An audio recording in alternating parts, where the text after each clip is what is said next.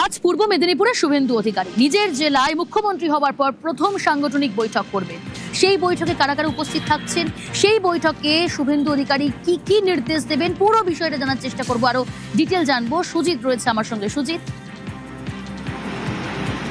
দেখো প্রিয়াঙ্কা, আমরা মেছাদার সেই গেস্ট হাউসে দাঁড়িয়েছি যেখানে আর কয়েক ঘন্টা পরে মুখ্যমন্ত্রী উপস্থিত হবেন। তিনি কিন্তু আজকে বৈঠক করবেন সাংগঠনিক বৈঠক এই প্রথম করবেন মুখ্যমন্ত্রী হওয়ার পর তার নিজের জেলায়, যখন কিনা শক্ত ঘাঁটি হিসেবে বিজেপি এই জেলায় কিন্তু যথেষ্টভাবেই শক্তি পরীক্ষা দিয়েছে। 2টি সাংসদ, 16টি বিধায়ক, এরই মধ্যে কিন্তু 2 মাস বয়স হয়নি সরকারের, তারই মধ্যে দেখা গেছে জেলা পরিষদের হাত বদল হয়েছে, ক্ষমতা বদল হয়েছে, কিন্তু বহু জায়গায় পঞ্চায়েত সমিতি 18টির মতো জায়গায় দেখা যাচ্ছে পদত্যাগ করেছেন। টিম থেরাপির ভয়ে অনেকে চাচ্ছেন না। এই যে একটা অচলাবস্থা তৈরি হয়েছে জনপ্রতিনিধিদের মধ্যে, এবং দলের একটা সাংগঠনিক কাঠামো নিয়ে নিজে দেখে নিতে চাইছেন, কিছু নির্দেশ দিতে চাইছেন, তার জন্য এই গেস্ট হাউসে বৈঠক। এবং যেটা দেখা যাচ্ছে যে মঞ্চ প্রস্তুত এবং তার সামনে 1200 আসন রয়েছে। 1200 কেন না, যারা এখানে সুযোগ পাবেন সেই তারা কিন্তু সকল নির্ধারিত, এবং সেই নির্ধারিত যে সুযোগ পাবেন সেই সুযোগ পাওয়া যারা কর্মকর্তা জনপ্রতিনিধি রয়েছেন তারা বসবেন কোথায় সেইটা কিন্তু দেখতে পাচ্ছ। আমার সহকর্মী পিন্টুর দেখাচ্ছে তোমাদের, এবং আমার সঙ্গে রয়েছেন, নামটা অশোক দিন্দা, তিনি তমলুকের বিধায়ক ছিলেন, কিন্তু তিনি শুভেন্দু অধিকারীর সঙ্গে সিপিআই থেকে যোগ দিয়েছিলেন যে 20 সালে 19শে ডিসেম্বর মেদিনীপুরে। তিনি কিন্তু এখন শুভেন্দু অধিকারীর সঙ্গেই বিজেপিতে আছেন, তিনি এখন প্রাক্তন বিধায়ক। প্রস্তুতি কেমন? প্রস্তুতি আমাদের যে প্রক্রিয়ায় হচ্ছে, যাদের যাদের ডাকা হয়েছে আপনারা ইতিমধ্যেই জেনেছেন, বিশেষ সাংগঠনিক সভা হবে আমাদের যারা কর্মকর্তা আছে তাদেরকে নিয়ে। আর বাকি একটা সেশন আছে যেটা সমস্ত ইলেক্টেড জনপ্রতিনিধি, সে আপনার পৌর পঞ্চায়েত সমিতি, জেলা পরিষদ, তাদের নিয়ে উনি একটা অ্যাড্রেস করবেন, সেইটা নিয়েও সংখ্যা। আচ্ছা, তুমি প্রিয়াঙ্কা এটা বুঝে নিতে পারো, কারণ এই জেলায় উপনির্বাচন কিন্তু কয়েক মাসের মধ্যে হবে নন্দীগ্রাম আসনে, এবং সেখানে কিন্তু ভোট যেমন রয়েছে উপনির্বাচন বিধানসভা, তেমন কিন্তু হলদিয়ার মতো, পাঁশকুড়ার মতো সভায় এখন প্রশাসক নিয়োগ হয়েছে। বিনিয়োগের পথ সহজ করতে জমি কিনবে রাজ্য সরকার। বিপুল বিনিয়োগ, 600 কোটি বিনিয়োগ লাক্সকোজির।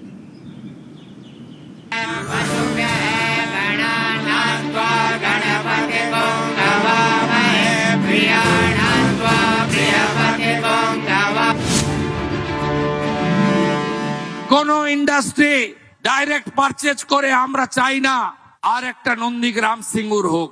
আমরা ডাইরেক্ট ল্যান্ড পারচেজ পলিসি চালু করেছি। প্রাইভেট ইন্ডাস্ট্রিয়ালিস্ট যারা এই রাজ্যে বিনিয়োগ করতে চান, ল্যান্ড কোনো সমস্যা হবে না। আমরা ডাইরেক্ট ল্যান্ড পারচেজ স্কিমে আমরা আপনাদের ল্যান্ড পারচেজ করে হ্যান্ড ওভার করব। ল্যান্ড সিলিং পলিসি একদম চেঞ্জ করে দেব। বিনিয়োগকারীরা বলেন, বাংলায় বড় শিল্পের পথে অন্যতম বাধা ছিল জমি।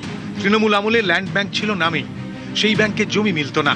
ব্যবসার জন্য জমি জোগাড় করতে হতো বিনিয়োগকারীকে, ফলে বড় শিল্পের পথ কঠিন ছিল। বদলের বাংলায় জমি নীতিতে বড় বদল। এবার জমি কিনবে সরকার, সেই জমি তুলে দেবে বিনিয়োগকারীর হাতে। কোন ইন্ডাস্ট্রি ডাইরেক্ট পারচেজ করে আমরা চাই না আর একটা নন্দীগ্রাম সিঙ্গুর হোক। আমরা ডাইরেক্ট ল্যান্ড পারচেজ পলিসি চালু করেছি, যে পলিসি দিয়ে আমরা বিএসএফ কে বর্ডারে ল্যান্ড দিচ্ছি, রেলকে জমি কিনে দিচ্ছি, এনএইচ কে জমি কিনে দিচ্ছি, নতুন এয়ারপোর্টের জমি কিনে দিচ্ছি। একইভাবে প্রাইভেট ইন্ডাস্ট্রিয়ালিস্ট যারা এই রাজ্যে বিনিয়োগ করতে চান, ল্যান্ড কোনো সমস্যা হবে না। আমরা ডাইরেক্ট ল্যান্ড পারচেজ স্কিমে আমরা আপনাদের ল্যান্ড পারচেজ করে হ্যান্ড ওভার করব। ল্যান্ড সিলিং পলিসি একদম চেঞ্জ করে দেব।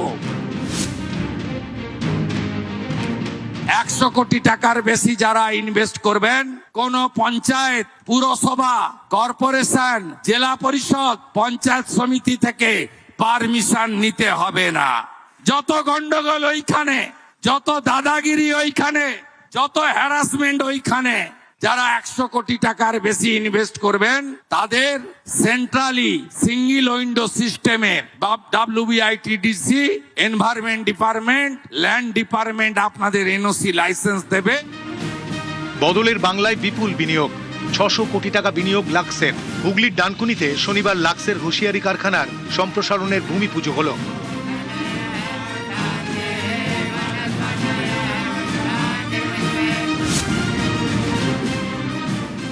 পশ্চিম বাংলার শিল্পের যে ক্যাপ, সেই ক্যাপে পালক লাগা আজ শুরু হলো। সম্মানীয় মুখ্যমন্ত্রী বলছিলেন যে পুজোর আগে এটার পরে আরো 5টা হবে। গত 5 দশক অবহেলার জন্যে, এমফেসিস না দেওয়ার জন্যে, কাজ না করার জন্যে আজকে এই শিল্পের খরা। অপমানিত হয়ে বাংলা থেকে যে সমস্ত শিল্পপতিরা চলে গেছে তার মধ্যে টাটা আছে, তার মধ্যে আদিত্য বিড়লা গ্রুপ আছে, 688টি ছোট বড় মাঝারি শিল্পপতি আছে। পশ্চিম বাংলার জন্য যদি প্রয়োজন পড়ে তাদের কাছে গিয়ে বাংলার স্বার্থে আমি যাব এবং হাতে পায়ে ধরে সেই সমস্ত শিল্পপতিদের এই বাংলায় ফিরিয়ে আনার জন্য তাদের কাছে অনুরোধ করব। আমরা তো দলের প্রতিনিধি, শুধু আপনাদের কাছে এটুকুনি বলতে এসেছি যে নিশ্চিত থাকুন, টাটাও আসবে, বাটাও আসবে, রিলায়েন্সও আসবে, আদানিও আসবে, ইসরায়েল থেকেও বিনিয়োগ হবে, সিলিকন ভ্যালির বিনিয়োগ হবে, মিউনিক থেকে বিনিয়োগ হবে, লন্ডন থেকে বিনিয়োগ হবে। সারা পৃথিবীর শিল্পপতিরা, সারা পৃথিবীর অনাবাসী ভারতীয়রা তারা পশ্চিমবঙ্গে বিনিয়োগ করতে আসবেন। পশ্চিমবঙ্গকে 1 নম্বরে পৌঁছে দিতে হবে। আমাদের সুস্থ প্রতিযোগিতায় পিছনে সরিয়ে দিতে হবে মহারাষ্ট্র, গুজরাটকে, তার উপরে আমরা পৌঁছে যাব। আমরা চাই শুভেন্দু অধিকারীর নেতৃত্বে একটা পশ্চিমবঙ্গ রাজ্য সরকার চলুক, বিজেপির সরকার নয়। আমরা শিল্পপতিদের কাছে বার্তা দিয়েছি, কোনো এক্সট্রাকশন নেই, আমরা করতে দেব না পশ্চিমবঙ্গে। আমাদের দলের পতাকা নিয়ে, আমাদের দলের ট্রেড ইউনিয়নের নাম করে কেউ কোনো কারখানার দরজা বন্ধ করতে পারবেন না। মিলিটেন্ট ট্রেড ইউনিয়ন চলবে না, কিন্তু তার সঙ্গে শ্রমিকের স্বার্থকেও আপনারা যারা মালিক পক্ষ আছে আপনাদের রক্ষা করতে হবে। এই নতুন যে আমরা ইউনিটটা লাগাচ্ছি, ফ্যাক্টরিটা লাগাচ্ছি, মিনিমাম আমরা চেষ্টা করছি কি 8 থেকে 9,000 ফ্যামিলিটা এখানে যোগে যাবে। লেকিন এটা আমি গ্যারেন্টি দিয়ে বলছি কি ভবিষ্যৎ বাঙালি এখন খুব ভালো। আর আমার আমার সিএম সাহেব এসছে, সবাই এসছে, ওনার সবার একটাই কথা আছে, ইন্ডাস্ট্রির জন্য আমরা সব কিছু করবো।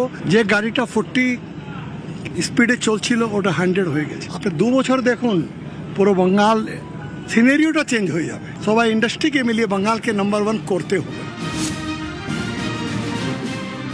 आने वाला कुछ दिन के अंदर बहुत बड़ा प्रोजेक्ट में इन्वेस्टमेंट होगा।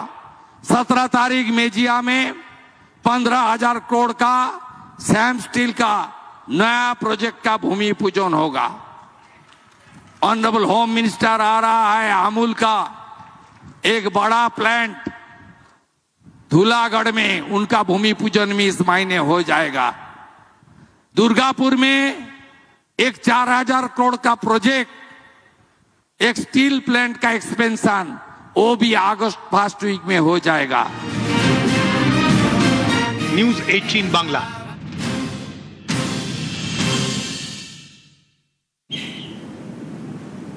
আসানসোলে রাইফেল ক্লাবে অগ্নিমিত্রা পাল, রাইফেল হাতের নিশানা অগ্নিমিত্রার। ছবি দেখাবো আপনাদের। আসানসোলে রাইফেল ক্লাবে অগ্নিমিত্রা পাল, আরো ডিটেল জানবো। ছবি ধরা পড়লো। দীপক রয়েছে আমার সঙ্গে। দীপক, দেখো, আজ আসানসোল রাইফেল ক্লাবে সংবর্ধনা অনুষ্ঠান ছিল। মন্ত্রীকে সংবর্ধনা জানালো রাইফেল ক্লাবের সদস্যরা। সেই অনুষ্ঠানে এসে মন্ত্রী অগ্নিমিত্রা পাল তিনি সোজা রাইফেল ক্লাবের যে শুটিং রেঞ্জ আছে সেইখানে চলে যান এবং হাতে রাইফেল নিয়ে পরে নিশানা লাগাতে শুরু করেন।